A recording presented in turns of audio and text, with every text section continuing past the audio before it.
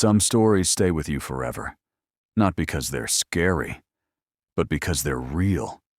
This is one of those stories. For years, I kept it to myself, too afraid people would think I was crazy, too ashamed to admit what I experienced. But I can't keep it secret anymore. My name is Marcus, and this is the story of the 3 months I spent living in a haunted house. A house that tried to show me something dark from its past. A house that refused to let me leave until I understood. It started in March 2021. I was going through a rough patch. My career had stalled. My marriage had ended. My confidence was at an all-time low. I needed to disappear for a while, get some space, find myself. A friend of mine, David, mentioned his family owned an old Victorian manor out in the countryside. Hollow Creek Manor, it was called. Nobody lives there anymore, he said. It's been empty for years. But it's structurally sound. You can stay as long as you need. It seemed perfect. Free housing. Solitude. Fresh air. I should have asked more questions. The drive to the house took me through winding country roads, past abandoned farmland, through dense forests that seemed to close in on the highway. The house appeared suddenly. A massive Victorian structure with 3 stories, a wraparound porch, and dozens of windows staring out like hollow eyes. Even in daylight, it felt wrong. Not evil, exactly. Just heavy. Like the building itself was holding its breath. "Welcome to Hollow Creek Manor," David said with a nervous laugh. I didn't laugh back. David helped me move my bags inside and then left. "I'll come back in a week to check on you," he said. "If you need anything before then, just call." Then I was alone. The interior of the manor was exactly what you'd expect from an abandoned Victorian house. Dusty furniture covered with sheets, portraits on the walls watching you with painted eyes, creaking floorboards that groaned under every step. David had set up one of the upstairs bedrooms for me. Clean sheets, working lamp, minimal but functional. The rest of the house was frozen in time. Books on shelves nobody had touched in decades, dishes in the kitchen sink, a vinyl record still on the turntable. It was like walking into a museum of someone else's life. That first night, I went to bed around 11 p.m. The house was quiet. Too quiet. The kind of silence that feels heavy, pressing down on your chest. Around 1 a.m., I woke up to a sound. Music. Faint but distinct. A piano playing somewhere in the house. Slow. Haunting. A classical piece I didn't recognize. I lay there for 10 minutes, listening, trying to convince myself it was my imagination. Or maybe a neighbor's radio drifting through the walls. But there were no neighbors. Not for miles. I got up and followed the sound downstairs. It led me to the parlor, a grand room with high ceilings, and a baby grand piano in the corner. The piano was closed. Locked, actually. I checked. The music stopped the moment I entered the room. I stood there in the darkness, heart pounding, waiting, listening. Nothing. I went back to bed and didn't sleep for the rest of that night. The next day, I decided to explore the house more thoroughly. If I was going to be living here for months, I might as well understand what I was dealing with. The manor had 6 bedrooms, 3 bathrooms, a kitchen, dining room, parlor, library, and study. Most rooms were empty except for old furniture and dust. But in the study, I found something. A wall of framed photographs, black and white photos from the 1920s and 30s. A family portrait, a man, a woman, and 2 children. All dressed in period clothing, all looking directly at the camera with expressions that seemed off. Not quite smiling, not quite frowning. Something in between. There were other photos too. Wedding photos, school photos, photos at holidays and celebrations. But there was one photo that made me stop. It showed the woman, The mother, presumably, standing alone in front of the manor, wearing a white dress, her hand raised to her chest as if she were in pain. Her expression was one of pure anguish. Behind her, barely visible in the shadows of the parlor window, there was another face, the face of the man in the family portrait. But he was supposed to be taking the photo. I checked the back of the frame. There was a name written in faded ink. Eleanor, 1933. The day before. The day before. What? I felt a chill run through me. That night, I did some research on my laptop. Hollow Creek Manor, owned by the Blackwell family since 1897. The family patriarch, Samuel Blackwell, died in 1934. The cause was listed as a household accident, but there was a newspaper clipping from 1934 with a different headline. Local man found dead in manor. Investigation ongoing. It gave no further details. The article was incomplete, as if the rest had been cut out of the microfilm. I tried to dig deeper, but couldn't find anything else. All I knew was that something had happened in this house in 1934.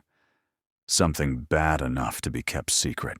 After finding those photographs, strange things started happening more frequently, and more violently. On the third night, doors would open and close by themselves. Not all at once. One would open. I'd close it. 2 minutes later, another would open. It was like something was testing me, seeing if I was paying attention. On the fourth night, I woke up to find every photograph in the study turned backward, facing the wall instead of the room. On the fifth night, water faucets turned on by themselves. All the sinks in the house running at full blast at 3 a.m. On the sixth night, the piano played again. But this time, I recorded it on my phone. I played it back the next morning. The music was the same haunting classical piece, but underneath it, there were other sounds, breathing, crying, and voices. Faint, distorted voices, saying words I couldn't quite make out. I became convinced that something in that house was trying to communicate with me. By the end of the first week, I hadn't slept properly in days. My food tasted like ash in my mouth. My hands shook constantly. I considered calling David and asking him to pick me up. But something stopped me. Curiosity. Or maybe something else. Something that wanted me to stay. Something that wanted me to understand. On the 8th day, I found the library. I had been avoiding the west wing of the house. The windows there were blocked with heavy curtains. The air felt different, colder somehow, and thick with the smell of decay. But I forced myself to go in. The library was enormous, walls lined with thousands of books, a fireplace with portraits above it, and in the center of the room, a large oak desk covered in papers. Not dusty papers, fresh papers, recent letters, diary entries, handwritten notes that looked like they were written within the last few weeks. But David said nobody had lived here for years. I started reading the entries. They were written by different hands, different people, all dated from different decades, but they all described the same thing. Sounds in the night, doors opening and closing, the feeling of being watched, objects moving on their own, and each entry ended the same way. I can't leave. Something won't let me leave. The most recent entry was dated 6 months ago. Day 43. I've stopped trying to resist. Whatever is here, it wants to show me something. I can feel it. Every night, it's getting closer to making me understand. But understanding what? I'm afraid if I find out, I won't be able to leave. My name is Thomas. If anyone finds this, I was here, and I couldn't leave. There was no signature, no end date, no indication of what happened to Thomas. I went back to my room and didn't leave for 2 days. But I knew the truth now. I wasn't the first person trapped in this house, and I probably wouldn't be the last. The nights after discovering the library were the worst. For 3 nights straight, I heard crying, a woman's voice, sobbing uncontrollably.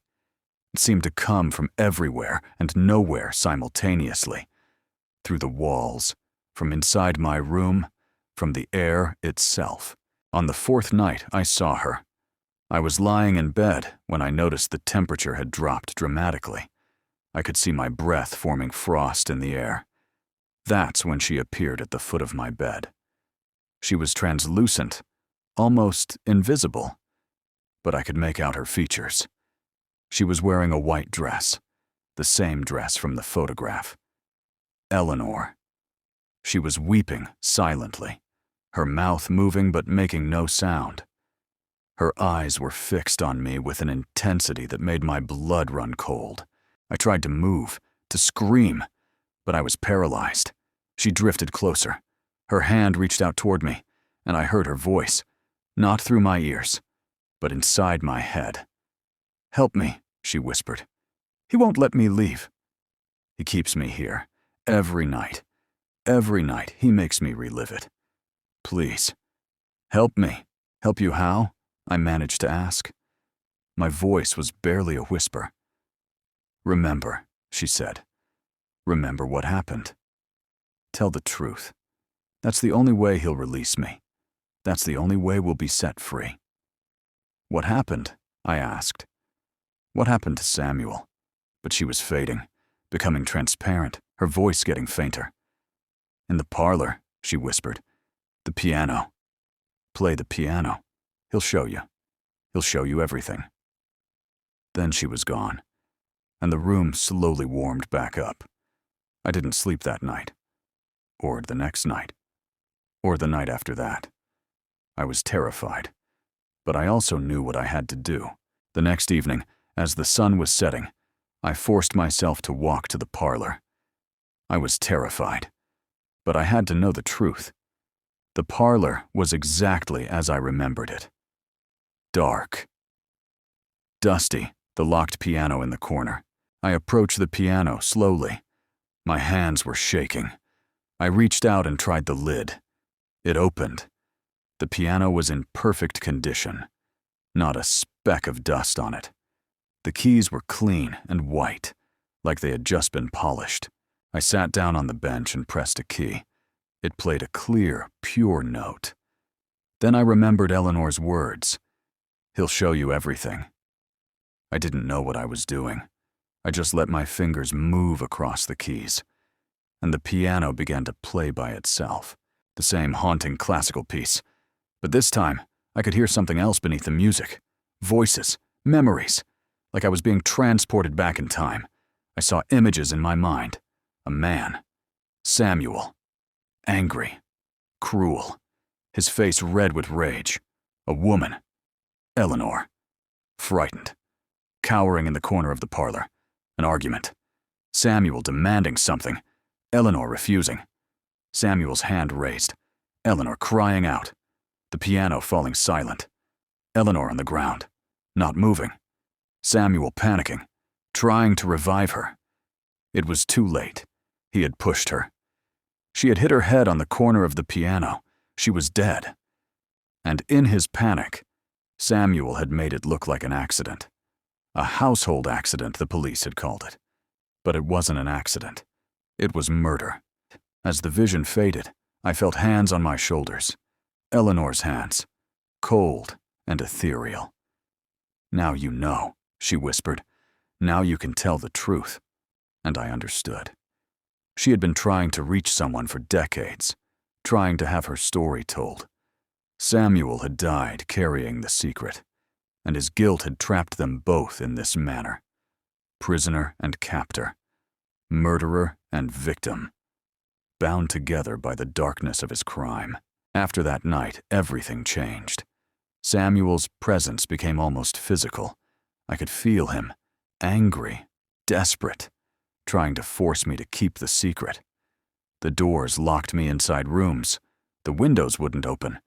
Shadows moved on their own. He was trying to drive me insane, trying to make sure I never told anyone what I had learned. but I refused to be silenced. On the 10th day of this supernatural warfare, I called the police.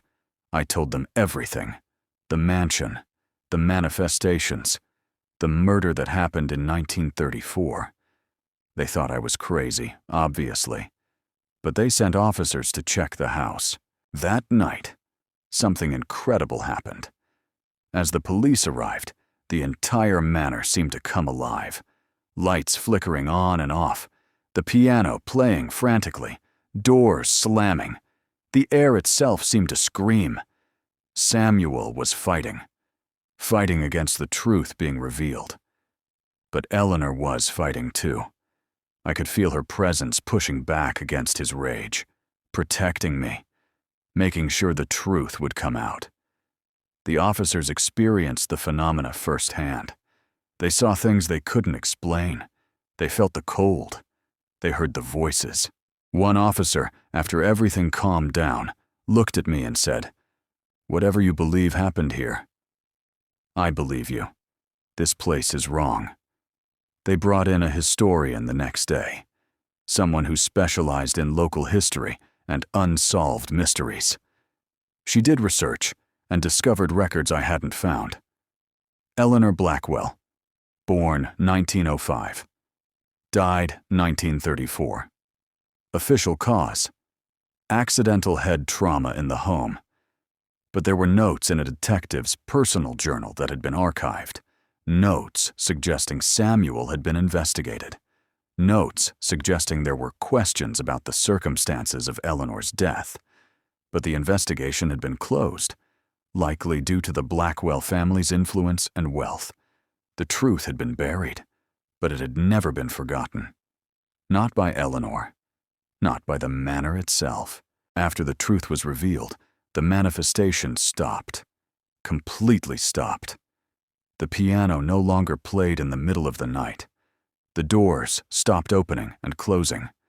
The cold spots disappeared. It was as if Eleanor and Samuel had finally been released. The manor felt different, lighter somehow. The weight that had hung over it for almost a century was gone. The local newspaper ran a story about the historical discovery, about Eleanor Blackwell and the truth that had been buried for so long. The article mentioned the supernatural activity reported in the manor and the investigation that had been sparked by those reports. Some people called it nonsense. Others called it justice. I stayed in the manor for another month after that. During the day, I felt peace. At night, sometimes I would see Eleanor's translucent figure in the library, reading, or in the parlor, sitting at the piano. But she was no longer frightened or desperate. She was content. One night, she appeared at the foot of my bed for the last time. She placed a hand on my forehead. I could feel it, like a cold whisper of wind, and whispered, "Thank you for believing me, for telling my story.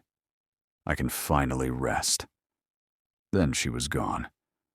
I left Hollow Creek Manor the next morning. I never looked back. That was 6 years ago. I've never returned to Hollow Creek Manor. But I think about it often. About Eleanor, about Samuel, about the darkness that can exist in houses, just as it can exist in the human heart. The manor still stands today. I've checked. It's still owned by the Blackwell family, but it remains empty. Nobody lives there.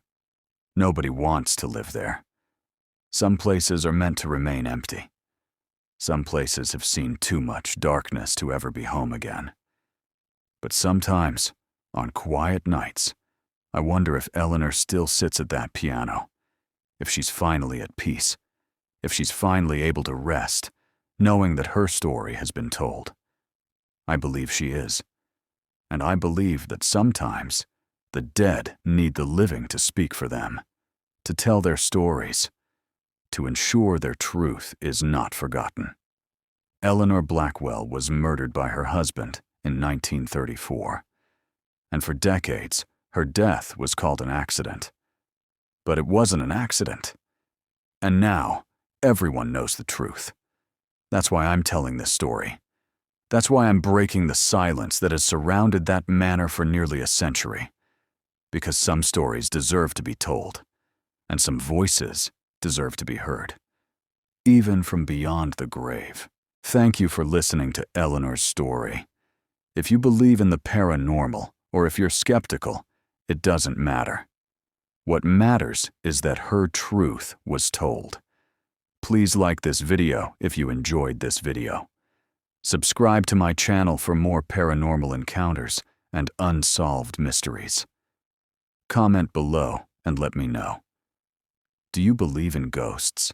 Have you ever experienced something unexplainable? I read every comment, and I'd love to hear your stories. Turn on notifications so you don't miss the next paranormal encounter.